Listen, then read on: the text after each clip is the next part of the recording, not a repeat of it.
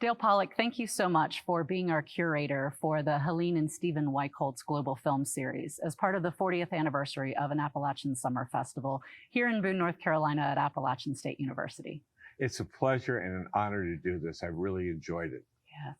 We are looking forward to the July 9th film screening of The Taste of Things. What made you choose this film to be a part of this series? Well, it's a beautiful film on two levels. It's a film about a love affair that is conducted between a man and a woman. She's the cook, he's the man who eats.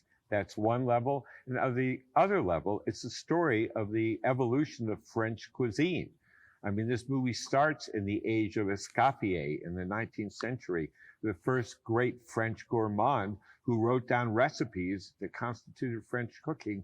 We're at the very beginning of that in A Taste of Things. So is this about food? Is this about love, or is this about the love of food? All three, I think. The dishes are so beautifully and carefully prepared in this. You don't believe it's prop food. You believe they're really going to sit down and eat this. And Juliette Binoche is so realistic in her portrayal of Eugenie the cook. She never even gets a last name. She's always in the kitchen. She doesn't want to leave the kitchen. It's her domain. She's in total control there. And it's wonderful to see a woman assert herself in what has been a male-dominated field of chefs, are almost always men. And only in the last 20 years have we seen the rise of more female chefs. But going back to the beginning, the original chef is a woman. So this is a very French film, but the director is Vietnamese. Yes, and emigrated to France as a young man. His first film was made in Vietnam called The Scent of Green Papaya, and he got enormous international acclaim for that film, and he has done very well in his French filmmaking career. He also said something really interesting, because this is adapted from a book, and he said, I haven't really adapted the book. It's more a case of drawing very free inspiration from it. In the book, there's some magnificent pages on the art of cooking and food, but I've told a story which actually precedes the book. It's a tale of love between Eugenie and Dodin. I wanted to strike a balance in my film between these two things. I wanted to depict a parallel story where you also focus a lot on the art of cooking. And this is one of the most beautiful food preparation films I have ever seen. Whoever prepared what Eugenie appears to be cooking is a brilliant chef in their own right. And the movie literally leaves your mouth watering. You want to go out and have a fine French meal at the conclusion of A Taste of Things. Wow. So our theme this year of our films is the pursuit of happiness.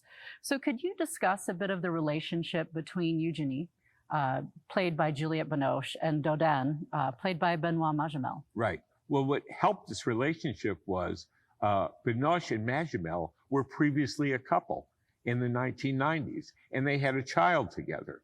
So the love affair has real roots and antecedents in this story. But what's really charming about this is that she never wants to leave the kitchen. That's her domain. She does not want to come out and share the meal. Her joy is in preparation.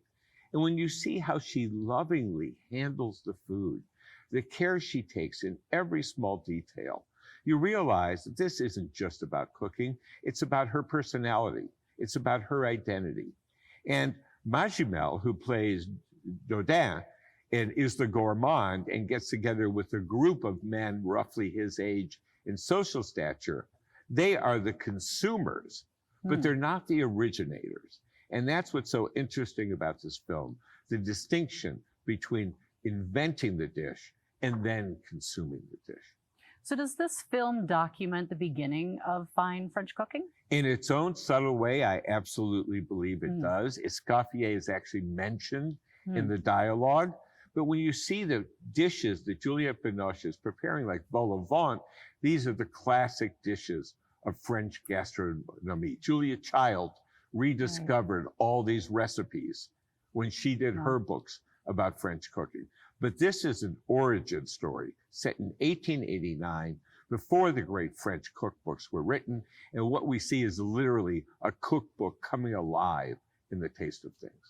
So you hinted at this a little bit, but I would be interested to learn a little bit more.